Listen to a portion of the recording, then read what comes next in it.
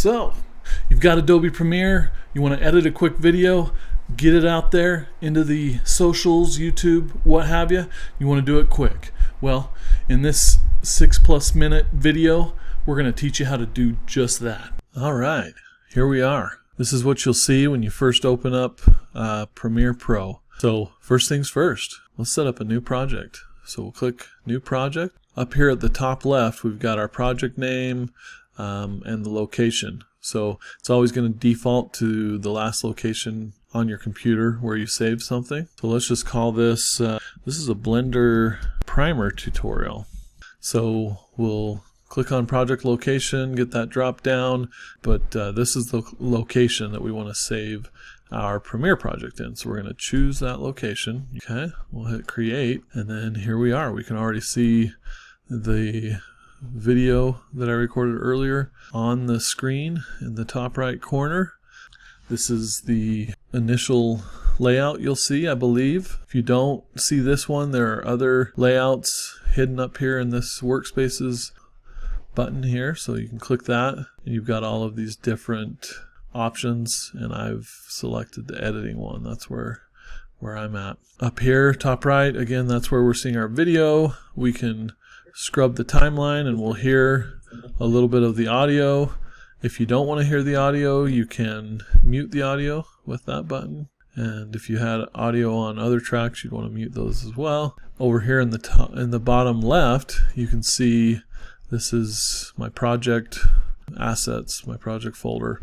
We've got the recording one, which was the video I recorded earlier that we're seeing up here in the top right, and sequence one. That was the sequence that was created automatically based on the video I recorded.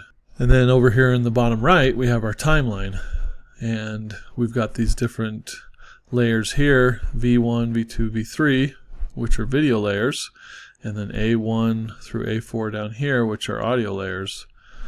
And if you need more, and you were to go and drag something else in there, or even take your existing thing and slide it up to a blank spot, it creates another layer for you. So there's V4. And it doesn't matter which layer I have it on, as long as there's nothing above it, then it won't change the way it looks up here in this top right hand screen.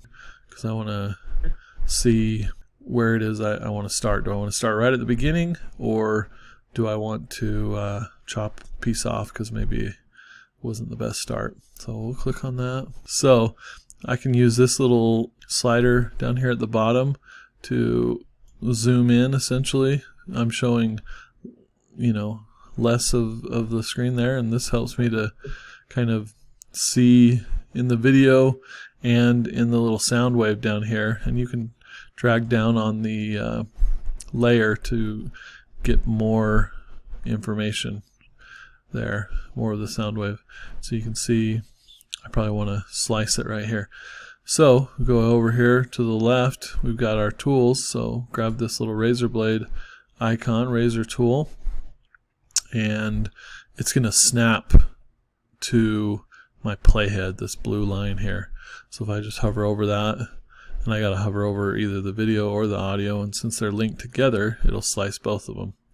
And I can click the one I don't want, hit delete, and now that's gone. But we've got 22 seconds of blank space. And also another handy feature is as you're dragging this, if you hold down shift, it'll snap to the end of your file. That comes in handy. So what I'll do is I'll just go ahead and drag this over till it bumps up against the edge as 0, 0 here. So now if I hit play, it's going to start right where we want it, and we're rocking and rolling. And at this point, if you are happy with your recording and you don't need to make any edits, you could essentially be done and just hit export, because we trimmed that piece off, and call it good. But I'm going to assume that there's a little bit more that you want to do. For example, I may want to trim off some of this ending, so let me play that. And right there, after I say C there, I'm going to go ahead and chop it off.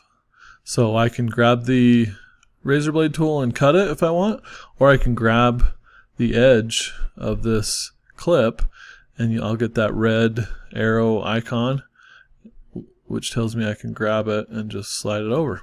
Pretend for a minute that I'm done. So what you would do, so if you want to get out of here and call this tutorial done, you can jump off here, but you can go to your file menu, which is out of screen here a little bit, but essentially it's file and then down to export and then media, and we'll get this new screen that pops up. This is our export screen, and it says, you know, what name do you want to give it, and it just uses the sequence name, so we'll leave that as is, but we could change it. It's planning on saving it to my desktop, which I like, so I can just, you know, see it pop up over on the desktop. You know, the format H.264, that's going to be your most popular, so we'll just keep that. Talks about what the current video is down here, and over to the right, what it's going to output. You know, 1920 by 1080, it's going to keep the 25 frames per second. It's good to go. So I could just hit export and we would be done. There you go. Go ahead and give that a try and come on back to the channel for more videos on how to take Premiere to the next level. And if you want to make sure you don't miss out on those videos as they roll on out, be sure to like and subscribe to this channel. Create or die.